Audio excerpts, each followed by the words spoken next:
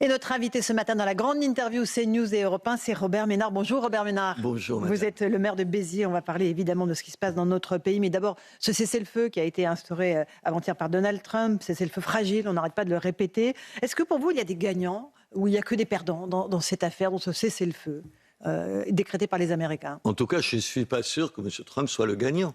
Écoutez, jusqu'à présent, avant toutes ces histoires, je vous rappelle que le détroit d'Ormuz, on y passait, on ne payait pas. Maintenant, on a l'impression que ce serait une victoire de pouvoir le réouvrir, le passer. Et y passer gratuitement sur les stocks d'uranium enrichi. Jusqu'à présent, ils sont toujours en Iran.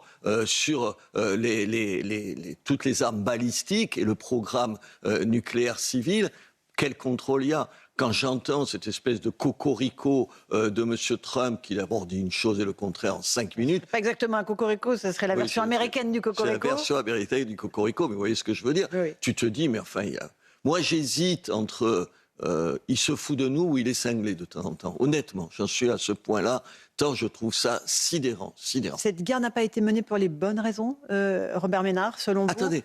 Moi, attendez. Chaque fois qu'un responsable du Hezbollah en Iran, au Liban, chaque fois qu'un responsable des gardiens de la Révolution, chaque fois qu'un ayatollah est tué, j'applaudis. Alors, je vais vous dire, c'est pas très bien pour le chrétien que je suis, mais j'applaudis. Ne me racontez pas que vous pleurez en vous disant qu'ils ont tué... On ne pleure pas les mollahs. On les pleure pas, et pas plus les gardiens de la Révolution. Donc, on pleure pour le peuple iranien, vous avez raison. Mais chaque fois qu'il y a ça, j'applaudis de demain. Et je dis bravo Trump.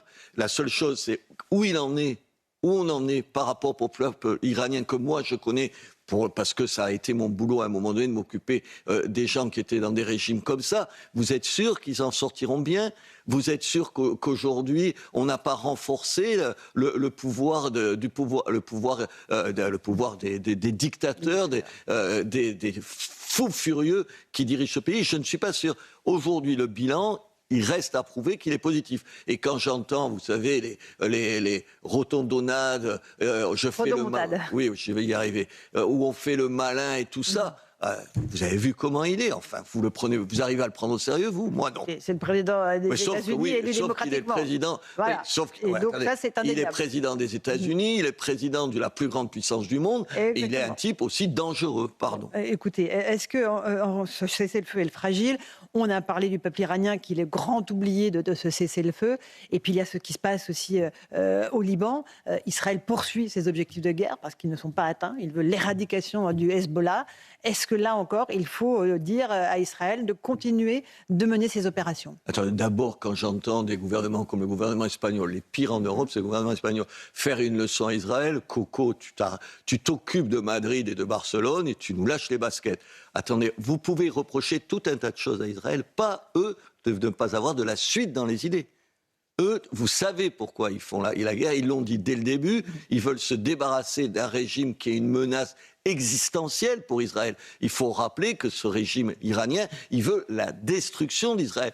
Attendez, vous auriez en face de vous des gens qui voudraient la destruction de la France, vous iriez discuter peut-être avec eux, vous essaieriez de trouver un accord, bien sûr que non. Et oui, ils ont raison de vouloir réduire à rien le Hezbollah, qui est un danger pour leur propre population. Ils sont dans une vraie logique. Moi, je ne suis pas un fanatique de M. Netanyahou, c'est une chose, mais je comprends absolument la logique d'Israël. Je ne comprends pas la logique américaine dans cette histoire-là. Ce que je trouve bien, c'est que les Américains aident Israël, et donc du coup, ça me les rend sympathiques. Et s'ils peuvent nous débarrasser encore une fois de plus d'un certain nombre de salopards qui dirigent l'Iran, bonne nouvelle. Sur le reste, enfin attendez, où on en est aujourd'hui ? Il ment comme il respire.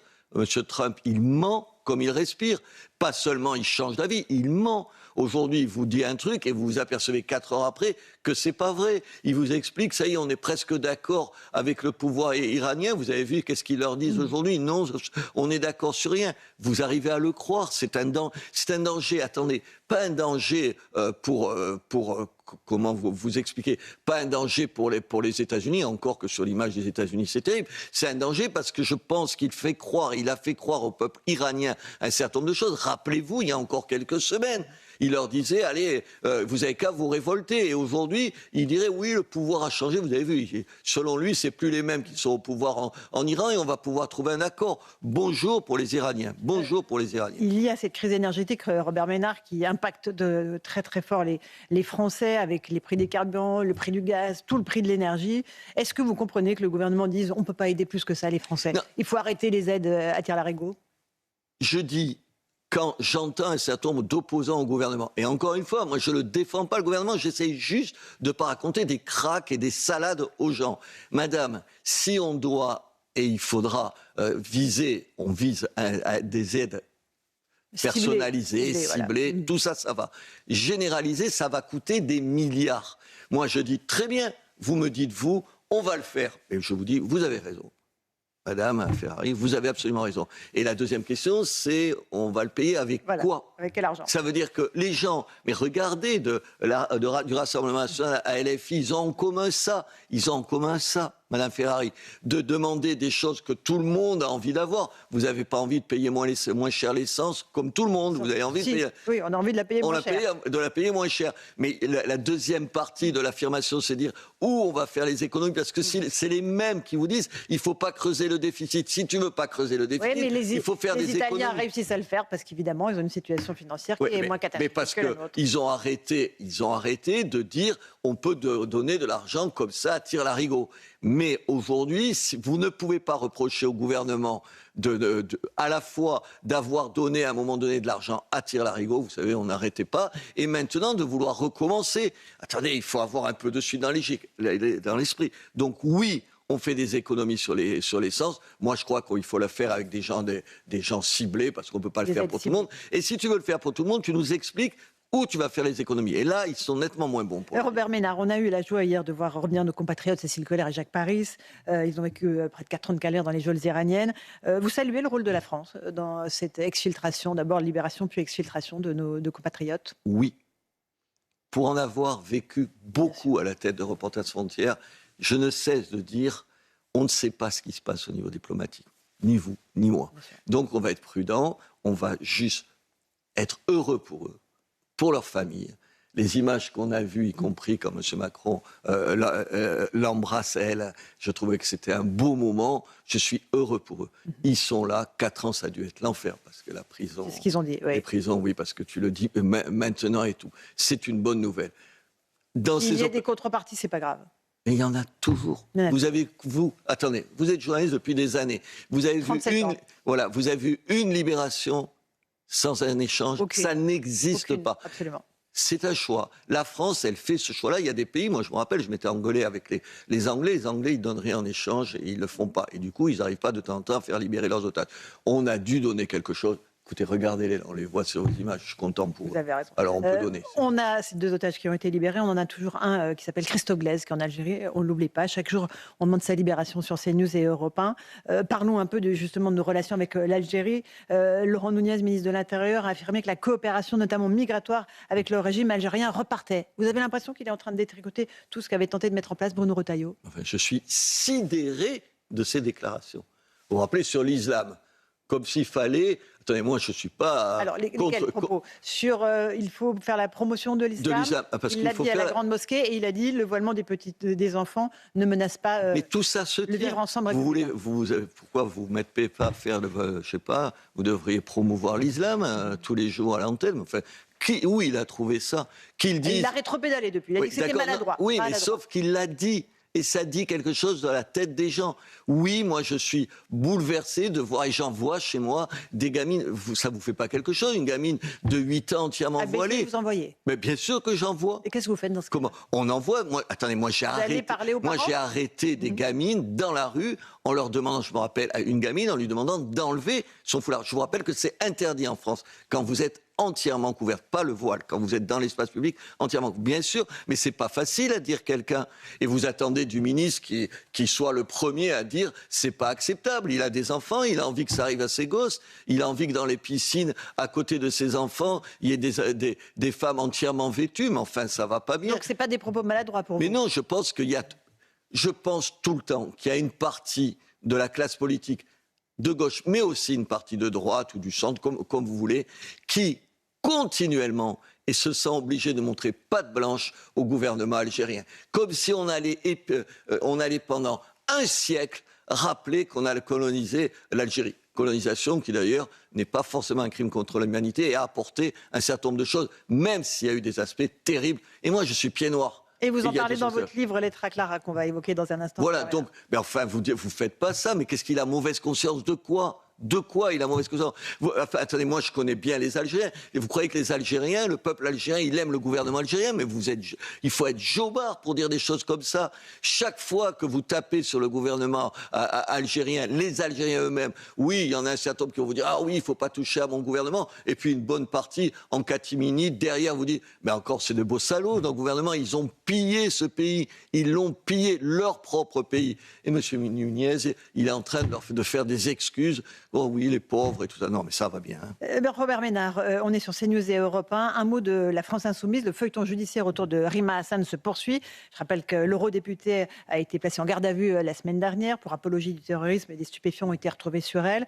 Elle a décidé de porter plainte pour violation du secret de l'enquête après des fuites qui ont entouré sa garde à vue. Le garde des Sceaux lui-même a saisi l'inspection générale de la justice et puis elle porte-parole du ministère de la Justice qui s'appelle Sacha Straup-Kahn, qui a été livré en pâture par Thomas Porte de la France Insoumise. Voilà l'homme qui, disait ce tweet, a révélé des secrets et qui est visé par des menaces. Comment vous jugez ça ? Qu'est-ce qui se passe à ce niveau-là ? Deux choses. Si vous me posez la question, est-ce qu'il y a des violations des secrets de l'instruction ? En France, il y en a tout le temps. Okay. Tout le temps. Enfin, vous le savez, et les journalistes sont les premiers qui en bénéficient de ces violations. Donc, on ne va pas faire comme si on n'existait pas. Mais attendez, mais elle est une folle furieuse. C'est une folle furieuse. Attention, ce sont des propos qui sous le coup de la loi. Hein. Moi, la seule fois que je l'ai croisée, c'est chez d'autres confrères que vous. Elle m'a agressé, parce que j'avais dit à peu près le même... C'est pas pour ça qu'elle est une folle furieuse. Attendez. Elle est peut-être agressive. Vous vous rendez compte ce qu'elle dit ? Vous vous rendez compte ce qu'elle fait ? Vous vous rendez compte ce qu'elle a dit ou ce qu'elle n'a pas dit après le 7 octobre ? Vous vous rendez compte ? Oui, j'enlève le mot folle furieuse. Ce sont des propos disqualifiants, on les retire. On les retire, bien sûr. Elle est un danger. Elle déteste ce pays. On en parlait, avec quelqu'un dans votre couloir, c'est l'antisionisme qui est de l'antisémitisme. Tout le monde le voit.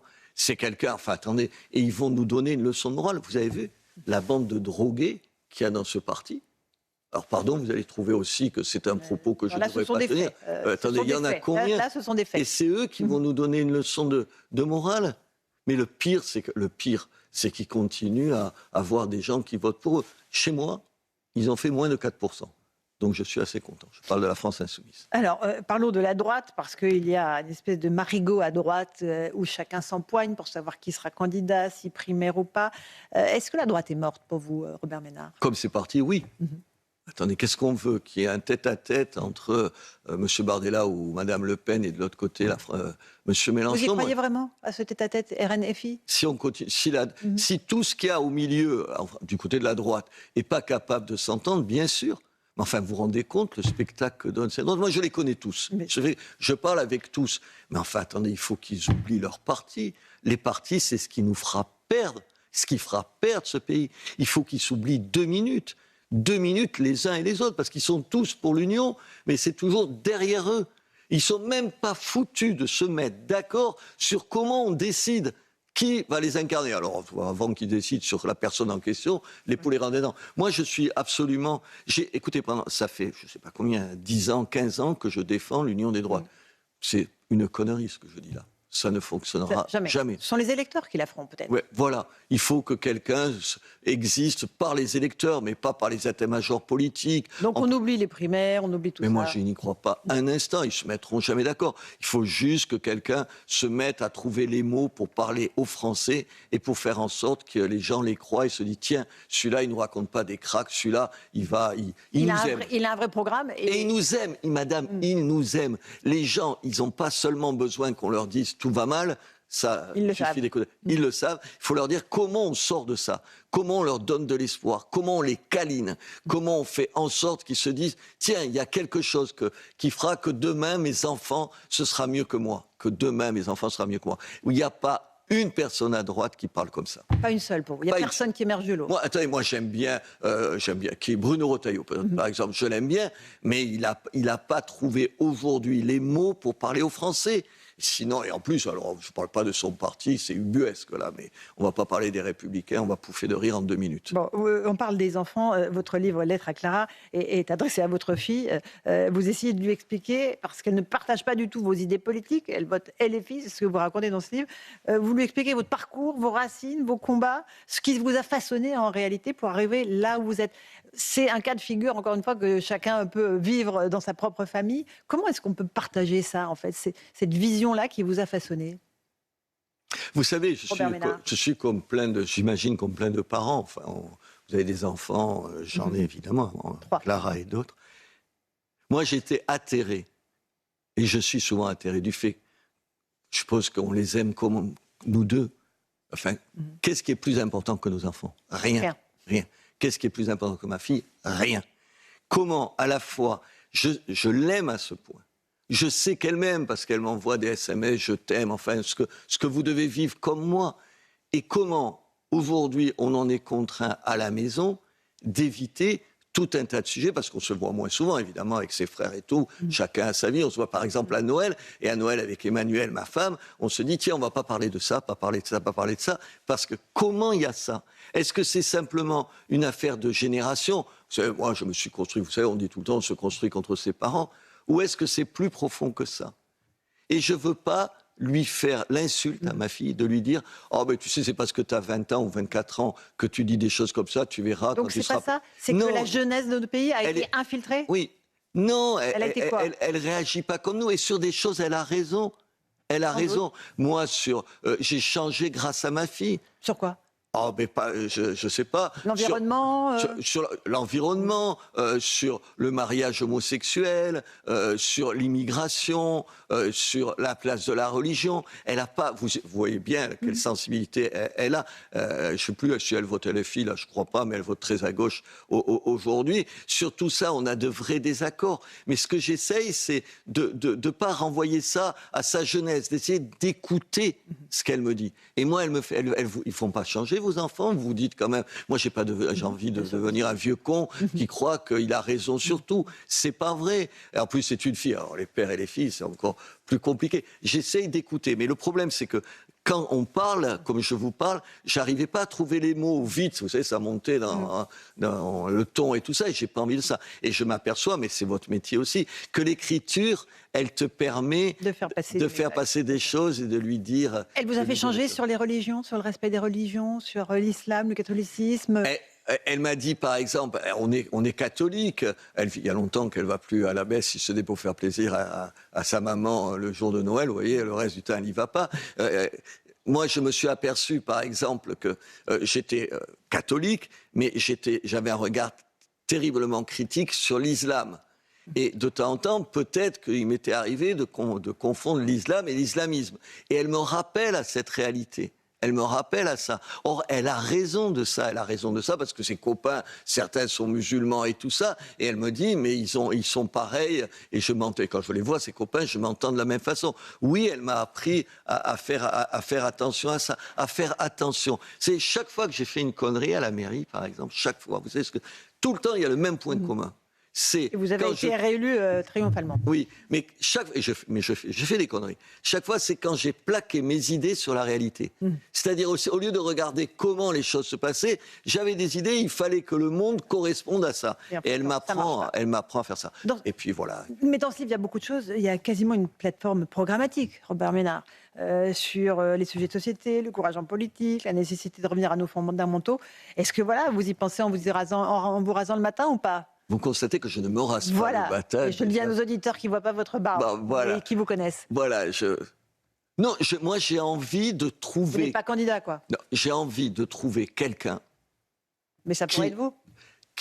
Quelqu'un qui incarne ce que j'essaye de dire. C'est-à-dire une espèce de... Mais pourquoi pas vous, alors? Mais pourquoi? Parce que moi... C'est plus simple. Attendez, vous vous prenez pour le pape? Vous n'avez pas de parti, c'est sûr que vous n'avez pas de parti. Non, il faut avoir une certitude de soi que je ne suis pas sûr d'avoir. Une folie? Peut-être un petit peu.